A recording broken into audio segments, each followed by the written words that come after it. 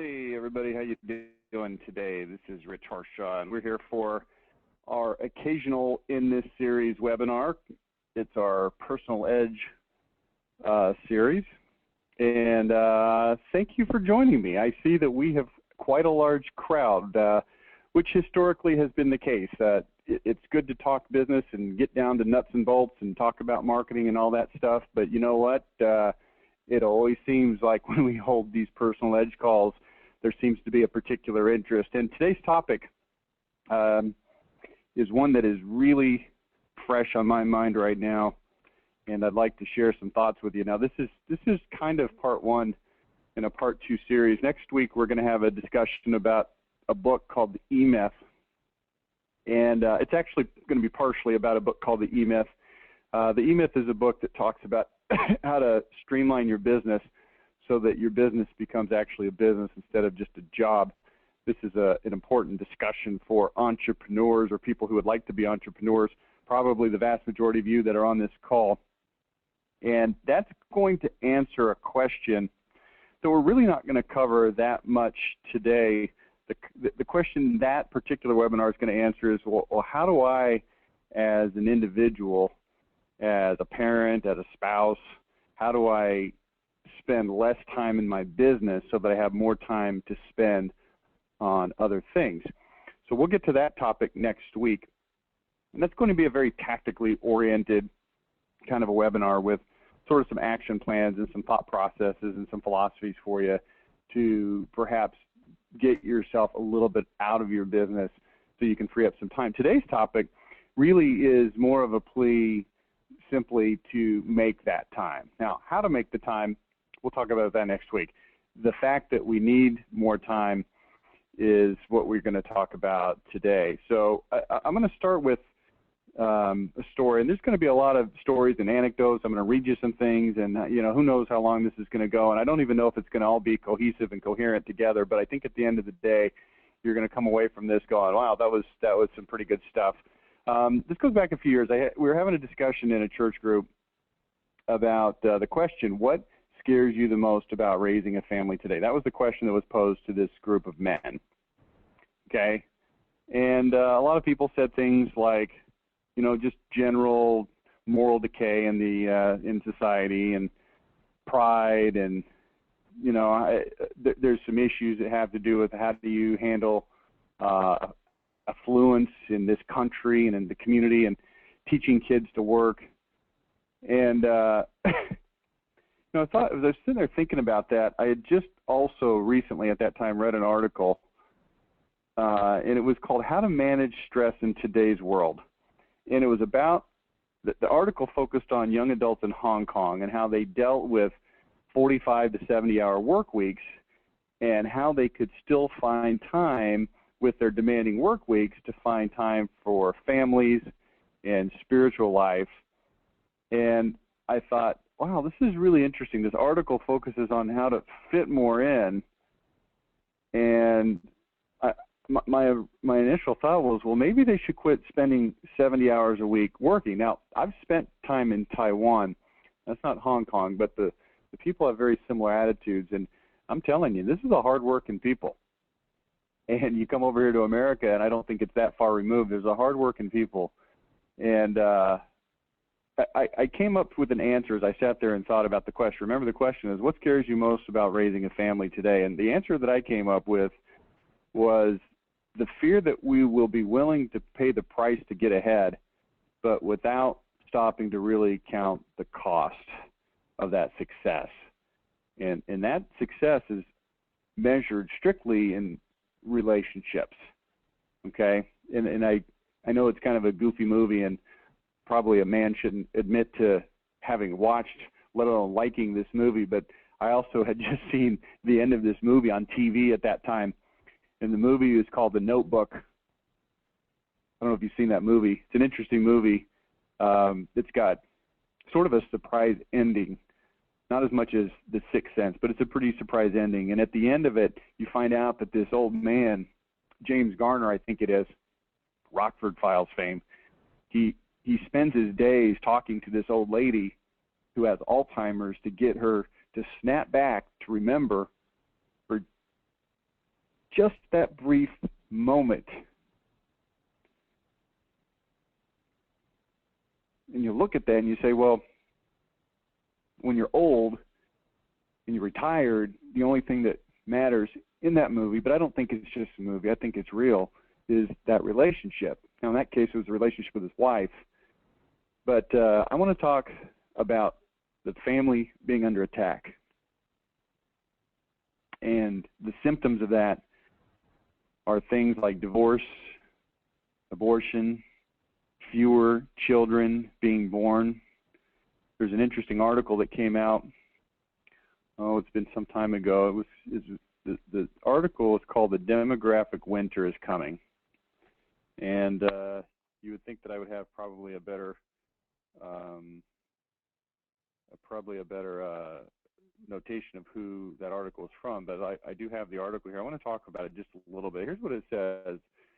It says that total fertility rates are plummeting around the world. Now think about this for a minute. It says population stability is achieved when each woman bears, on average, 2.1 kids over the course of her lifetime, one for her male partner, and a little overage to make up for childhood deaths. Today, and again, this article is dated by a couple of years, today there are 60 countries with total fertility rates below 2.1. For example, the European Union's TFR, total fertility rate, is 1.5, and no European Union member state has a TFR at replacement value or above. Even high population developing countries have seen steep declines in fertility. Since 1970s, China's total fertility rate, TFR, fell from 5.8 to 1.6. India from 5.8 to 2.9. Indonesia, 5.6 to 2.4. Japan, 2.0 to 1.3. Mexico, 6.8 to 2.4. Brazil, 5.4 to 2.3. And in the U.S., in 1970, the total fertility rate was 2.55. Remember, to just repopulate the existing population, it's got to be 2.1.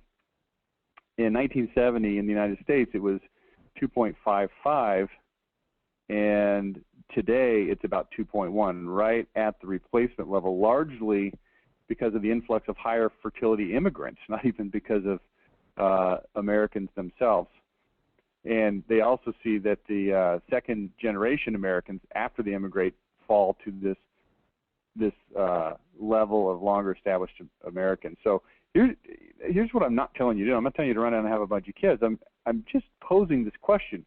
Why is it falling? Why is there not as much interest in having kids? Well, one of the easy answers is, well, in the old days, you had to have a bunch of kids just to survive your family. They were farm workers, and the more farm workers you had, the more, utility value these kids had. Well, here's what the book called Demographic Winter suggests. Let's see, Demographic Winter. I'm not sure who wrote that book. I'm sorry. You'll have to look it up.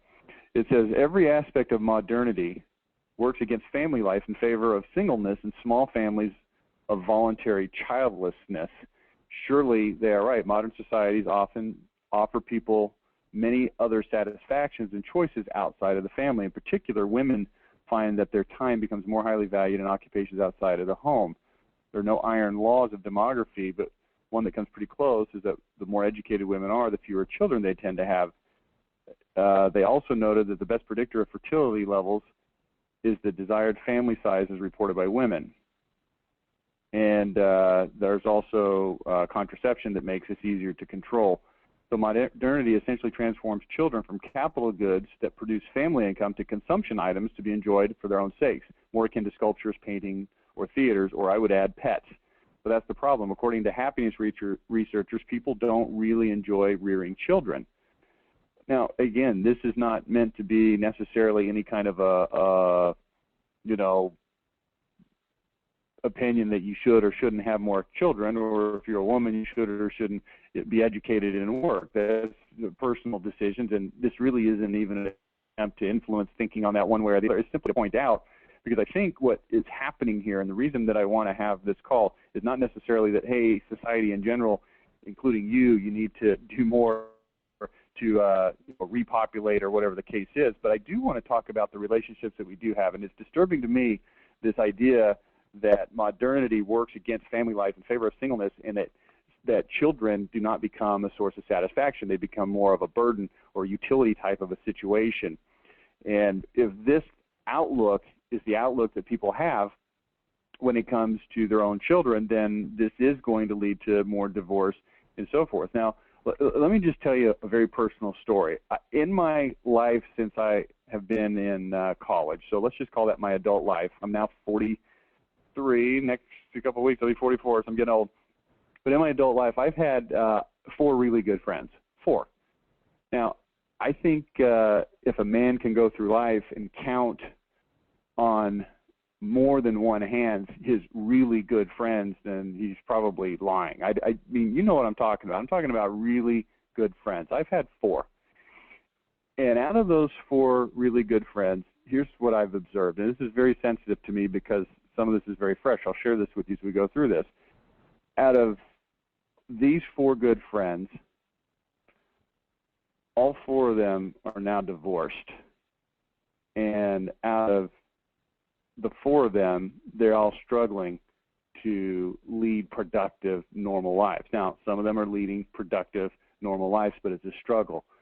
Now, let me tell you a little bit more about these 4 guys. 3 of the 4 were abandoned by their fathers at a very early age, in the age range of about 2 or 3 years old. The other one was abandoned by his father at age 17, was the oldest child of, I think, 4 siblings total, 4 total children, and became the de facto father for the other 3 kids and the de facto moral father support figure for his mother after that. And it's interesting to me that these 4 guys who have these 4 fairly similar backgrounds have come to the same fate in their own marriages, in their own lives, with their own children, and it perpetuates this cycle. Okay, so here's all I'm trying to say. I think that the parents, that the family is under attack, and I'm going to talk a little bit more about fatherlessness a little bit later. I've got an interesting article that I want to point out to you about this epidemic of fatherlessness and how it really becomes one of the major epidemics of our society. But I want you to think not just in terms of abandonment fatherlessness. I want to also think in terms of fatherlessness when the father is actually present. Okay? So I'm going to tell you a story. There's a scripture that says, if any man be strong, take with him that which is weak, that he may become strong also. And I'm going to encourage you as a parent. Now, I'm a father, so I'm sort of talking in terms of fathers. But if you're a mother, it's the same thing, okay? So don't be put off by the fact that I'm talking about fathers when, in fact, everything I'm talking about, I'm sure, is just as relevant for mothers. My personal experience is a little bit short on motherhood experiences, though, so please grant me that.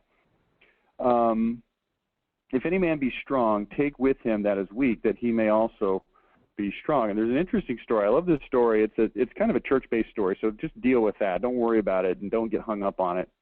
There was a man named Jose de Souza Marquez, and he was the member of youth ministry, we'll call it, in Brazil. And this goes back several years. This goes back many, many years. And he had responsibility for some of the young men. And one of the young men who he had responsibility over was named Fernando Araujo. I don't know how to pronounce these words. I apologize. And Fernando, years later, told this experience. He said, I became involved in surfing competitions on Sunday mornings and stopped going to church meetings. One Sunday, Brother Marquez knocked on my door and asked my mother if he could talk to me. When she told him I was sleeping, he asked permission to wake me up. He said, Fernando, you were late for church. Not listening to my excuse, he took me to church. The next Sunday, the same thing happened. So on the 3rd Sunday, I decided to leave early to avoid him. As I opened the gate, I found him sitting on his car, reading his scriptures. When he saw me, he said, good, you were up early. Today we will go find another young man. I appealed to my free agency, but he said, we can talk about that later. After 8 Sundays, I could not get rid of him. So I decided instead to sleep at a friend's house. I was at the beach the next morning surfing when I saw a man dressed in a suit walking towards me. I saw that it was Brother Marquez, so I ran into the water. All of a sudden, I felt someone's hand on my shoulder. It was Brother Marquez. He was in the water, in his suit, up to his chest.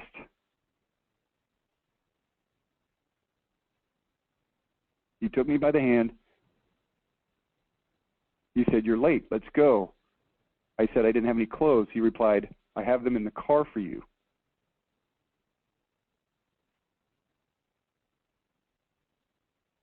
He says he walked out of the ocean that day, touched by this man's love for him. Now, this is an interesting story to me. It shows this idea that if you are strong, take that which is weak, that he may become strong also. This is the job of the parents. Now, in the story, this was not his father that was doing this, but nevertheless, somebody has to be strong, somebody has to love, somebody has to care. There's an interesting story from Napoleon Hill, the author of Think and Grow Rich. This was in the early 1900s. He tells about his son who was born with no ears. He was a deaf mute. Now, this is in the early 1900s when care for this kind of a problem was essentially non-existent. The doctors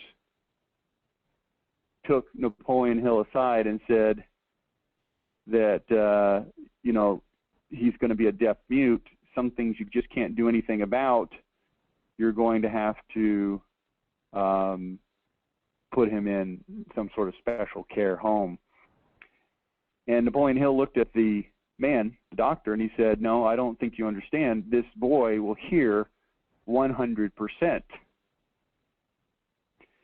And so he said he went to work praying for this little boy ever since the minute he was born. You say, well, okay, so this is, now here we go back to these church stories, and maybe that's not your thing. Well, maybe it is, maybe it isn't. But here's the interesting thing.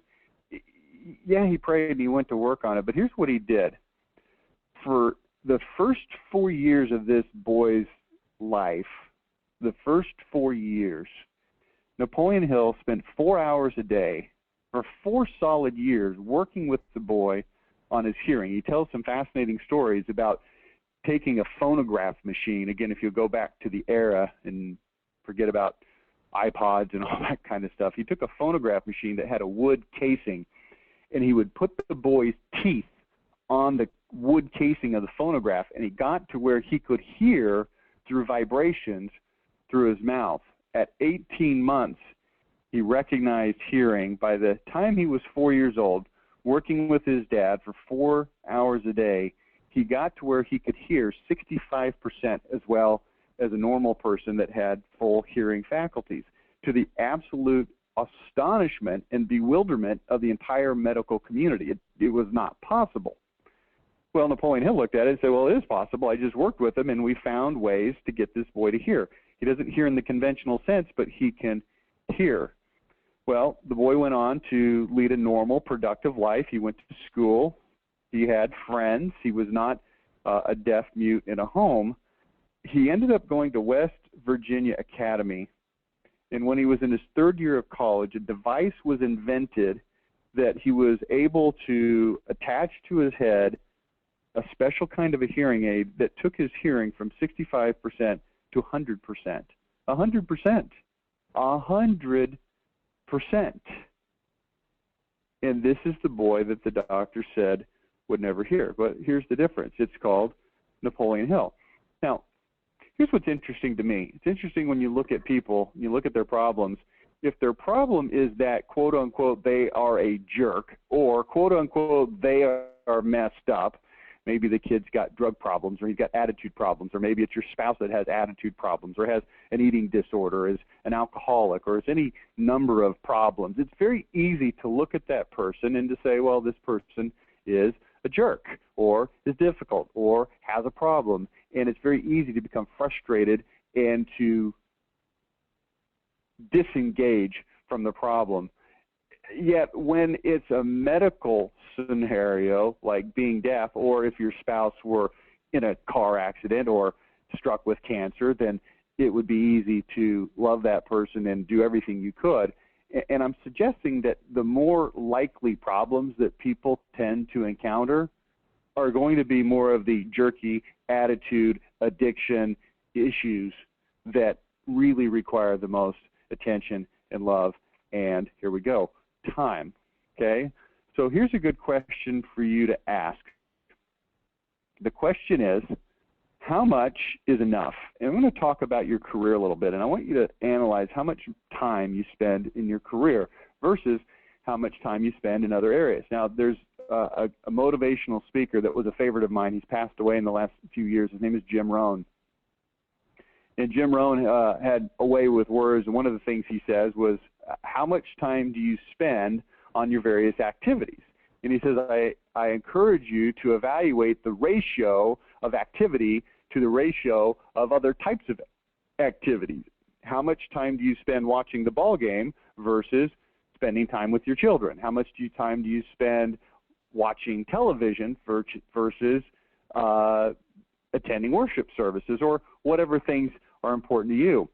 He also has an interesting way of putting things, Jim Rohn, where he says, if a man makes $50,000 in a year, how much do you think that it takes that man to run his family? And the answer is about $50,000 a year to get by, to make his bills, to have food on the table, to have a little bit extra to go to the movies. It takes about $50,000 a year. Now, question, what if that man who's making $50,000 a year and is just getting by, barely enough to live on, gets a raise to $60,000 a year? Now, question, how much do you think it'll cost that man to just barely get by and to raise his family and put food on the table and have a little left over to go to the movies? How much do you think that man will take? And the answer is about $60,000, and so on 100, and so on 200. And I can tell you, as somebody who's been very poor, just out of college, my first job was working for my dad. He was a very wise man. He paid me $2,000 a month. This is in 1994. The average going rate out of college was about $35,000 to $40,000. He paid me $24,000. I know what it's like to not have a lot of money or have a lot of stuff. I've also made a ton of money back in the early 2000s, and I've had everything in between. And I'm telling you, you can quickly expand your needs to fill any income level, and I would suggest that this is a massive problem of what a lot of us do. Now, let me ask you this. How much time do you spend working on your family? Are you a guy that travels a lot and you're never home? I live in an area that is reasonably affluent, and a lot of the men that I know work jobs that keeps them out of town for days and weeks at a time. I know guys that leave on Monday morning and come home on Thursday afternoon, and I know their wives who say, oh, well, we're just used to it, and I think that's pretty interesting. Or maybe you work so hard that you come home and you kind of pull what I call the Archie Bunker. You sit in the big chair, you open your beer, and you turn on the TV. That's what you do. Or maybe some combination of these things. Here's another thing. Maybe you shuffle your kids off and they're over-scheduled and they've got soccer and they've got baseball. I was talking to a guy the other day. We were talking about, I coach baseball, and he was my assistant coach, and we're talking about basketball and maybe getting a basketball team with our kids together, and we're talking about doing it in the fall. And I said, well, I don't know if I'm going to do it in the fall because my kids play baseball in the fall, and it's really hard to play two sports at once. And he says, well, my son's going to be playing basketball and baseball and possibly football. And I thought, how is this even not only healthy, but even possible? But let's focus on healthy. How is this possible, and how is this healthy that having your kid that scheduled is healthy? And it's not just kids, it's also yourself. Now, there's an interesting story from Larry H. Miller. I don't know if you know who Larry H. Miller is.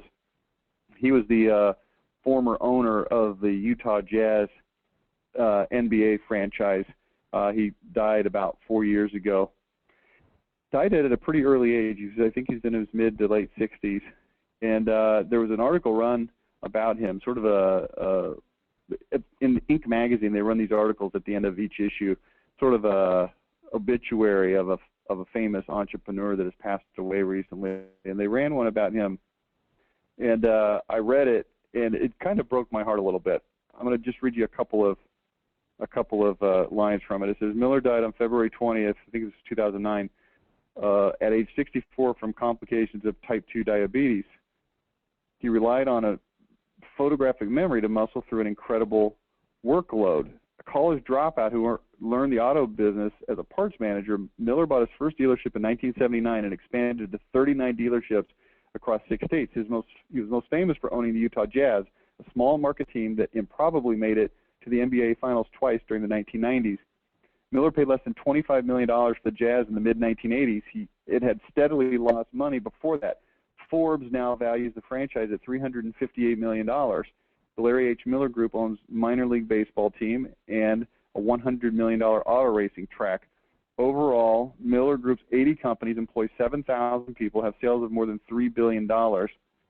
Miller has also donated land, buildings, everything, including an entrepreneurship training center at a cost of more than $50 million to a suburban Sandy, Utah campus for the Salt Lake Community College system.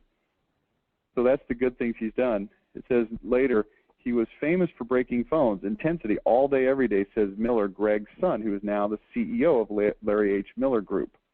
Okay, so son is Greg. Here's what Greg says. He spent a lot of time at work when I was growing up. As a teenager, I resented that, and Dad didn't hand out praise no matter how hard I worked or how well I performed, Greg says. But as Larry Miller's health failed last year, he took stock. He publicly voiced regrets about missing his kids' childhoods. In his final months, he kind of let his guard down, says Greg. He became the dad and the leader and the mentor that I wish he would have been. He was just a good guy. He was really enjoyable to work with the last 6 months of his life. And then it tells this story, short story. It says after his dad died, he got his dad's email inbox, and he found that there was a theater that they owned that had caught kids who were buying arcade tokens and using them to ride the Utah Transit Authority trains. My dad was concerned with that level of detail. It became counterproductive. So in other words, he was so busy focusing on every little detail down to catching the children taking arcade tokens and using them for mass transit that it ruined his family. Listen to this. He spent a lot of time at work when I was growing up. As a teenager, I resented that. How sad that you have to report that the last 6 months of his life was enjoyable. He became the dad and the leader and the mentor that I wish he would have been. This is certainly not who we want to become. There's a song by a rock group that I like called Rush. And maybe you like Rush or maybe you don't. It doesn't really matter to our discussion.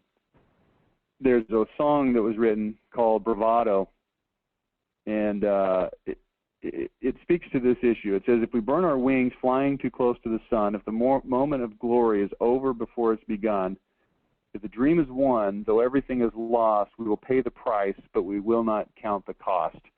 This is my fear, that we will win, we'll be willing to pay the price, but we won't count the cost. I had my own situation, my own issue going back years ago. This is going back about 10 years.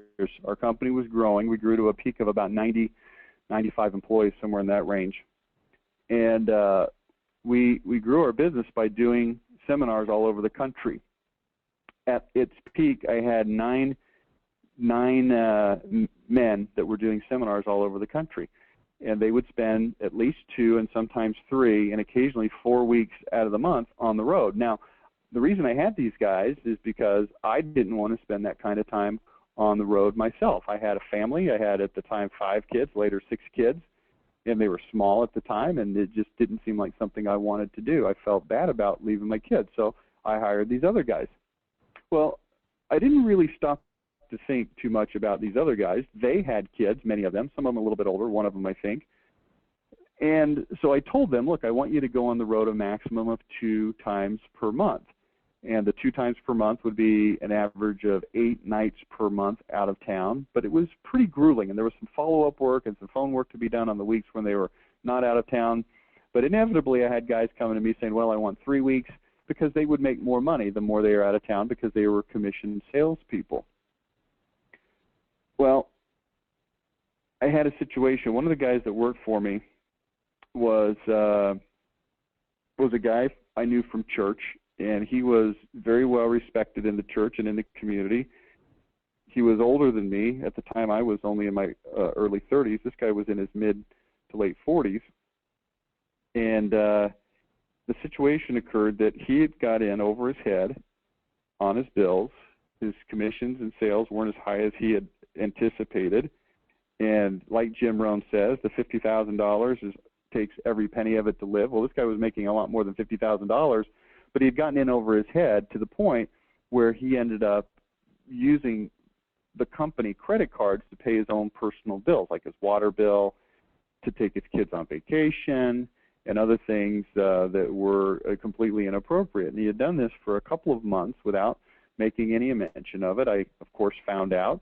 I confronted him, and I said, what's going on here? You're stealing from me. You know that this is called theft. And he said, well, I don't really see it that way. And he had talked himself into becoming a thief and rationalizing it away. Meanwhile, another guy that worked for me had issues with alcohol in his past, and he had 2 older sons. And when I say older, they were in high school and college age.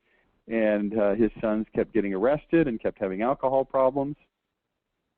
And another guy that worked for me, shortly after he quit working for me, developed cancer. And he developed, what do you call it, follicular lymphoma, stage 4. And my understanding was there's only 4 stages. And I ended up talking to him, and I said, the guy's name was Andy. I said, Andy, I feel horrible for you. And he said, well, you know, it's my choice to you know, how I handle this. And I just felt bad at the time that I had taken this guy away from his family to put him on the road in my place because I didn't want to be on the road. Now, whoops, I don't know what that's all about. Truly, come on, go away. Truly, don't worry about that on the screen. Truly, he could make his own choice, but I just want to think about this a little bit in terms of what are we really doing with our time. I want to talk about a couple of things here. First thing I want to do is talk about fatherlessness. And I want to read you this story. This story came out in the wake of the school shootings last year. And the story was called The War Against Black Men. And it's a very interesting story. I want to read this to you. I'll try to pick and choose a little bit, but this is an interesting story. It says, the date was January 12, 2013. You probably didn't hear about this tragedy involving guns and 2 teenage boys, but this was the headline in the Chicago Tribune. Boys 14 and 15 killed in separate shootings Friday. You didn't hear about it because such events aren't news in Chicago. They're ordinary daily occurrences. As we continue to hear calls for every tightening gun laws from the Obama administration and from states such as New York, it is worth thinking about these headlines in Chicago and inner cities all around America, places where strict gun laws are already in place, places where the weapon of choice is not an AR-15, but a semi-automatic handgun, the same kind of weapon most Americans use reasonably and safely to secure their most precious assets, their loved ones and their property. So let's go back to that wretched January 12 story from Chicago, President Obama's hometown. The murdered 14-year-old boy had a name, Ray Durante. He was gunned down by 2 shooters while standing on the porch of his Humboldt Park home. The 2 men opened fire, according to news accounts, near midnight, striking him multiple times in the chest. When paramedics arrived on the scene, he was lying just inside his home, bleeding from several bullet wounds. He died there. Police found blood all over the front steps and more than a half a dozen shell casings on the sidewalk. He would have turned 15 in a few days, his stepmother told reporters. On the sidewalk near the crime scene, a local paper reported the father of one of the boys friends, cried as he paced near a group of teenagers. When a teenager asked him what happened, his response was simple and heartbreaking. "A little boy just got murdered," he said. Earlier that same day, a 15-year-old boy named Victor Vega was approached by a gunman in a Chicago neighborhood known as Little Village. The gunman shouted a gang slogan and then opened fire, striking the 15-year-old in the torso. Vega was taken to Mount Sinai Hospital, where he's pronounced dead at 7:19 p.m., according to the Office of the Cook County Medical Examiner. Both shootings were gang-related, police suspected. 26 children and 6 adults were killed in Newtown, Connecticut last month, and the media quickly and justifiably descended to tell the tragic story. In the first few weeks of January in Chicago, 25 people have already been murdered. Most were young black and Hispanic men, murdered by other young black Hispanic men. In Chicago, it's Newtown every month, but the media haven't converged on Chicago this month. You don't know the names of these kids and adults gunned down in Chicago this January, all by handguns, but the Chicago Tribune's Red Eye website tracks the Chicago body count since January 21. Gregory Beatty, 28, Damian Barnes, 22. I won't read the names, so I will read the ages. 23, 39, 34, 23, 24, 31, 19, 22, 25, 57, 19, 29, 30, 19, and 20. You don't know the names of the other 530 young people, most of the minorities who were killed in Chicago between 2008 and 2012. You don't know their names, and the national media hasn't parked their media trucks in Chicago because their narrative does not offer easy answers to the problems haunting Chicago. You don't know the names because well, I'm not going to read that. And I don't want to get into a gun discussion. I want to get into this discussion too, though. About 20,000 people live, this is the article still, live in my hometown of Oxford, Mississippi. There are probably twice as many guns, folks with handguns, shotguns, rifles, all kinds of weapons I've never heard of. But I can't remember the last murder story in the local paper. That's because my town has lots of guns, but also has lots of fathers. Chicago doesn't have a gun problem, it has a father problem. Gun control isn't the problem in Chicago streets. Self-control is. When men don't have fathers, they don't learn to control their masculine impulses. They don't have fathers to teach them how to channel their masculine impulses in productive ways. When men don't have fathers, these men will seek out masculine love, masculine acceptance where they can find it, often in gangs. In my little town, if some boys tried to form a gang and do violence on our streets, the fathers wouldn't bother calling the sheriff. Those boys would face a gang of fathers hell-bent on establishing order. And if that meant using physical force, so be it. Back in 2005, William Raspberry, the late Washington Post columnist and no conservative, wrote The Elephant's Tail, a column on inner-city black fatherlessness. It turns out that some years before, game managers in South Africa had a problem with an elephant herd at Kruger National Park. It was growing beyond the park's ability to sustain it. The experts came up with what they thought was a brilliant two-phase solution. They moved some of the herd to a certain game park and killed off some of the elephants that were too big to transport. But that decision had ramifications. Years later, some of the young males started attacking the other herd of white rhinos, an endangered species. Here's the problem described. The elephants used their trunks to throw sticks at the rhinos, chase them over long hours and great distances, and stomp to death a tenth of the herd for no discernible reason. Park managers decided they had no choice but to kill some of the worst juvenile offenders. They had killed 5 of them when someone came up with a bright idea: bring in some of the mature males from Kruger and hope that the bigger, stronger males could bring the adolescents under control. To the delight of the park officials, it worked. The big bulls, quickly establishing the natural hierarchy, became the dominant sexual partners of the females, and the reduction in sexual activity among the juveniles lowered soaring testosterone levels and reduced their violent behaviors. The new discipline, it turned out, was not just a matter of size intimidation. The young bulls actually started following the big daddies around, yielding their authority and learning from them proper elephant conduct. The assault on the white rhinos ended abruptly. Now, back to the article, it says, fathers matter. And though it is possible for a young man to get along without a father, it is difficult for young men to get along in fatherless communities or in fatherless cities. I think that that's enough of that article to make the point. And I want to go back to this issue. I told you earlier that I have 4 friends, and all 4 have been divorced and have had massive family issues. I see this as being a real issue, not just in the inner city black communities and in the Hispanic communities, but in all communities, regardless of race or economic situation, this really is an interesting article because it brings out this idea of fatherlessness. And I think this fatherlessness extends to the Larry H. Millers of the world, who do not have the time or the patience or the willingness to lend that time, willingness, and patience to their children.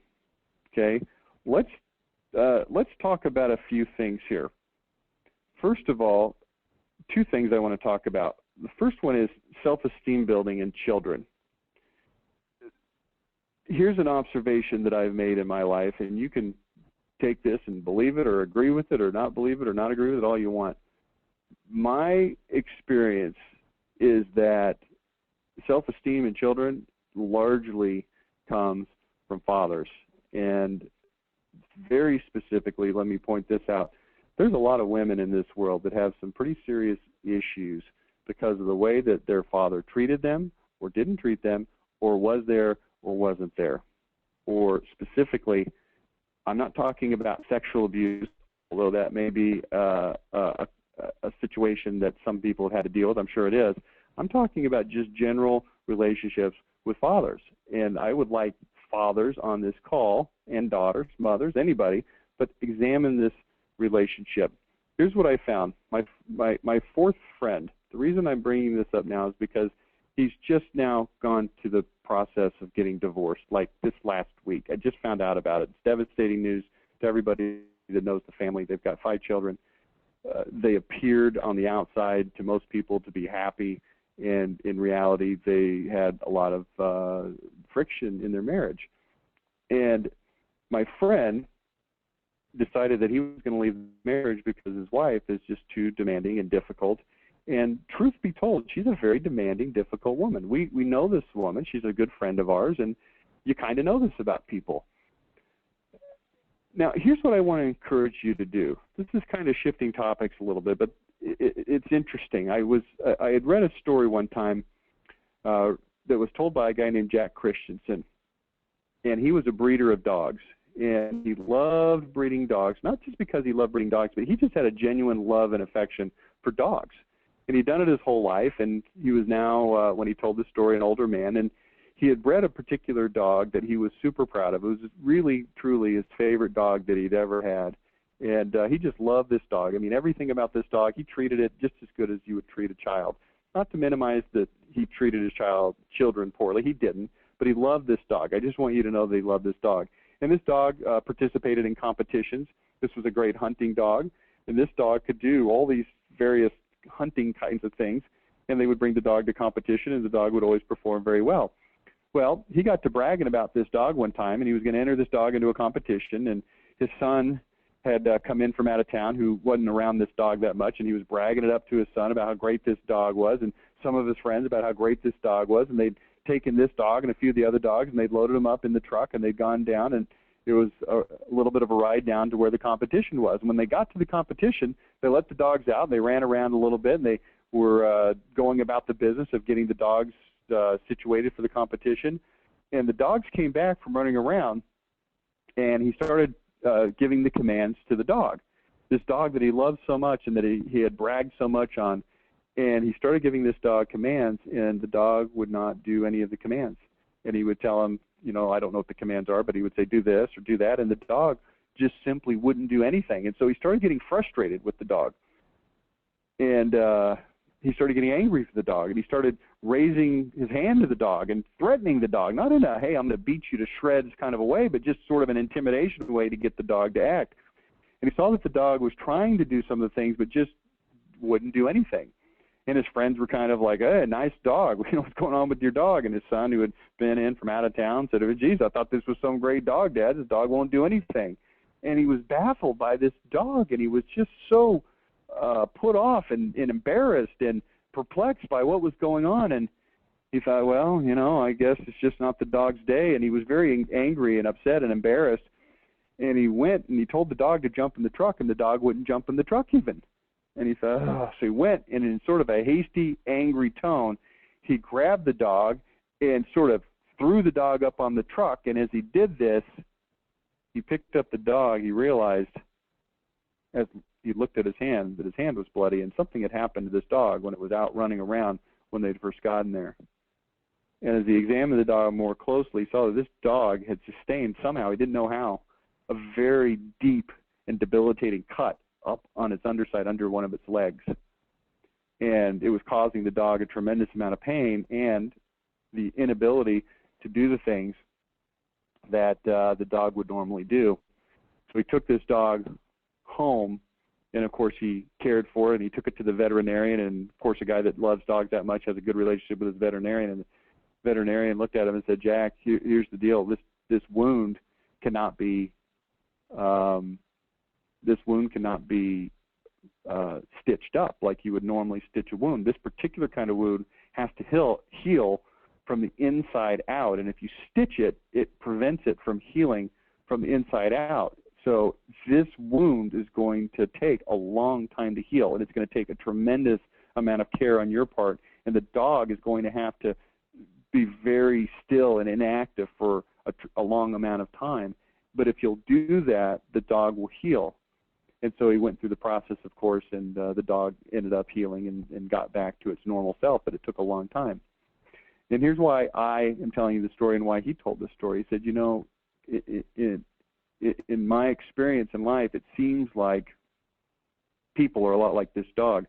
We observe poor behavior, and it makes us angry and it makes us frustrated, but generally the root of this poor behavior are these wounds, the dog's wounds. They were unseen, they were undetected, they weren't realized, even though they were right there, and it causes poor behavior. And he says, Jack says, you know, this has been my experience, is that people that exhibit poor behavior generally do so because they've got some kind of a wound that is open and it's deep and it's not healed.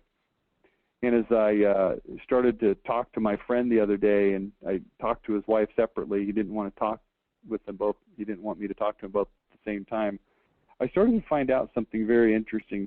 I found out that this friend of mine has very deep wounds from his abandonment by his father when he was 17 years old. And I found out that his wife, our dear friend also, had some very deep wounds stemming all the way back to when she was a teenager, before she'd ever met my friend and married my friend. And because of those wounds, she had a very low self-esteem. And because she had a low self-esteem, she did things and had behaviors. And one of her major behaviors to deal with her low self-esteem was to be very aggressive and very assertive, which comes across as demanding, which comes across as being difficult. And she had exhibited this behavior in an effort to appear to be strong, in an effort to appear worthy of the love of others, in particular her husband, and it became a self-debilitating cycle. Okay, are you following me here? And so here's what we have. We have a marriage that's about to dissolve because we've got two people that have very deep wounds stemming all the way back to their teenage years that were never resolved, that were never dealt with, that were never properly diagnosed or even recognized basically in this case. And now we've got a family ripped apart. We've got a divorce. We've got kids from age 21 down to about age 8 or 9 that are caught right in the middle of this, that are now developing, guess what? Their own set of wounds. Not to say that you can't survive divorce. Not to say that if your parents divorce, you're going to grow up to be, a whack job. That's not obviously the case. I know plenty of people that have lived through divorce and have grown up to be healthy, productive, well-adjusted adults. But it certainly isn't ideal. So here's the story today. The story today is family. It's about time. And I'm going to encourage you to spend that time, to find that time. Now, next week we're going to talk about freeing up time in your business. But let me just give you one quick suggestion right now, a couple quick suggestions. Here's an interesting one. In our church, we do something interesting. Every month, on the first Sunday of the month, it's what's called Fast Sunday. Now, this is the Mormon church I'm talking about here. And if you're familiar with the church, you might already know this. If you're not, it's an interesting thing. They have what's called Fast Sunday. Fast Sunday means that you fast for 24 hours food. You don't eat food for 24 hours. The idea is that as you fast, you become more spiritually hungry, and the physical hunger reminds you of the spiritual hunger, and it just is the idea is that it leads you to a higher level of spirituality. And I can tell you from experience that done in the right attitude, it can actually have very positive effects. But here's what's interesting. I was analyzing my own behavior about a month ago, just in general, just a quick self-check. Hopefully everybody takes a self-check every once in a while.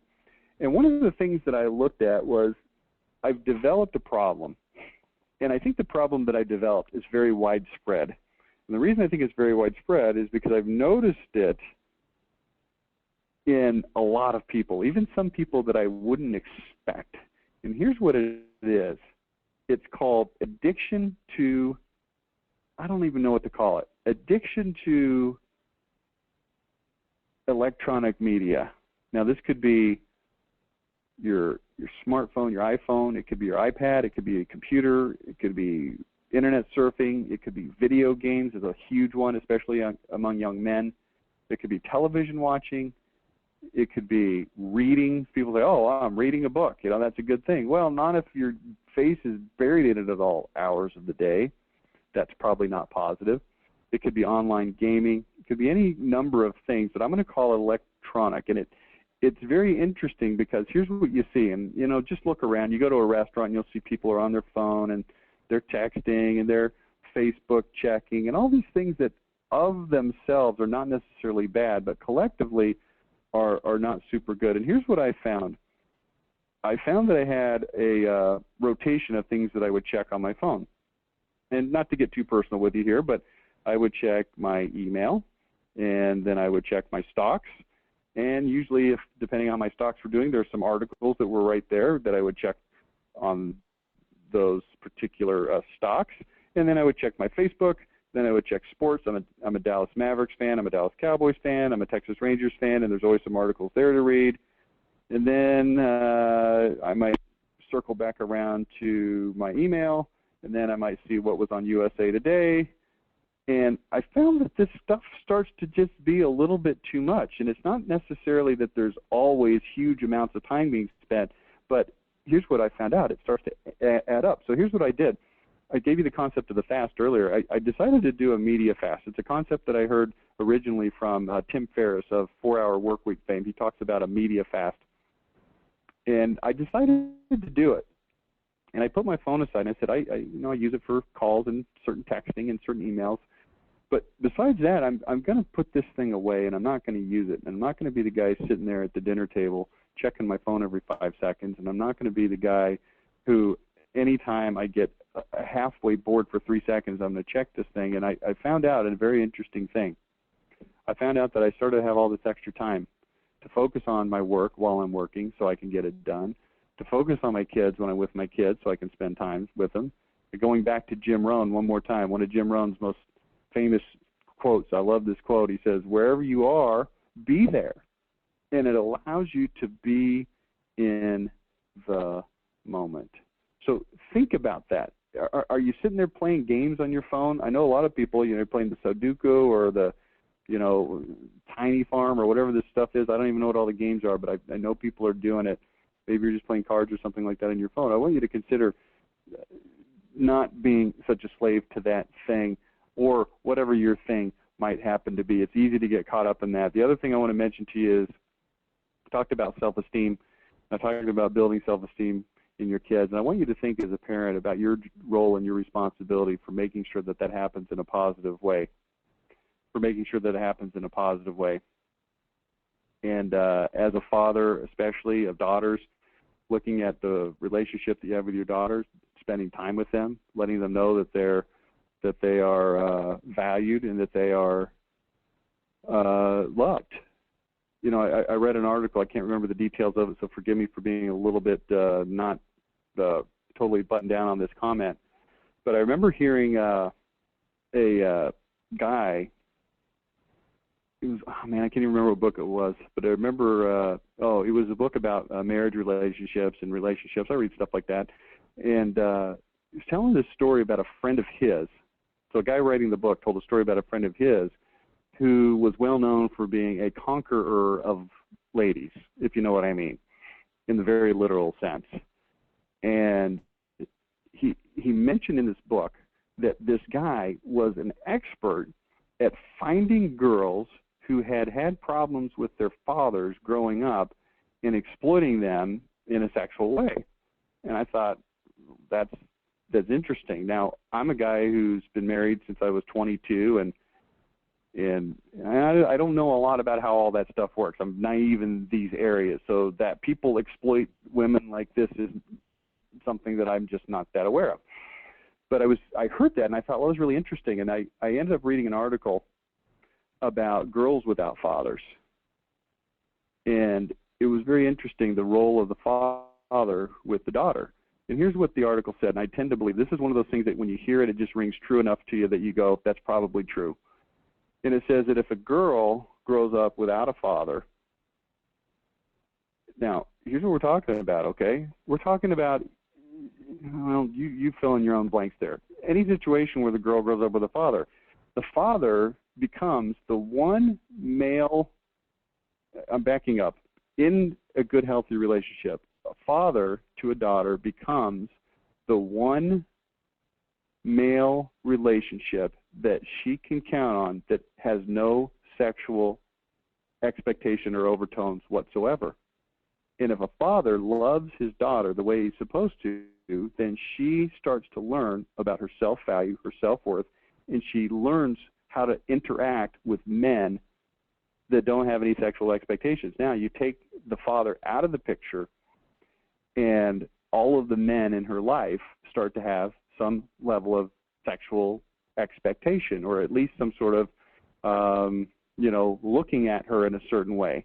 And she starts to realize that she can get things that she wants by acting in a certain way. And she doesn't have that balancing relationship with a father, and it starts to distort this young woman's perception of how relationships with men work. And it starts to ruin her self-esteem, starts to ruin her self-image. It starts to make her feel very poor and empty and devoid of love and value inside, and it's a downward spiral. So here's what I'm encouraging you to do. This is all I'm encouraging you to do. All of this talk is about one thing. I'm encouraging you to spend the time. Remember the story earlier? I got a little choked up when I was reading it, but it's for a reason. I love this story. It's one of my very favorite stories of all time, about the guy who walks into the water up to his chest while wearing his suit and grabs the kid and says, let's go. Come on. You're going to be late. Your clothes are in the car. That's what you've got to do. Do it with your own kids. Napoleon Hill, 4 hours a day with his deaf son. Maybe your son is just difficult for some reason because he's a teenager. I mean, they got hormones blazing through their bodies. I mean, it's a crazy time. Maybe your kids are younger. Maybe your kids are adults and they're gone. And I'm telling you, it's not too late. If you've got damaged relationships, I'm encouraging you to repair them. I really, truly believe that it can be done. Here's what it takes. It takes love in your heart. That's it. Humility and love, and you can have everything you want out of all the relationships in your life. Sometimes it takes time. Sometimes people, through their agency, are going to want to be jerks and go do things that hurt you. But your job is to stand there and to be there and to love them. That's it. That's all I have for you today. It's about time. Next week we're going to talk about the E-Myth, and we're going to talk about how to free up some time in your business potentially. So we'll talk to you then. And that's it. Hope you enjoyed it. Bye now.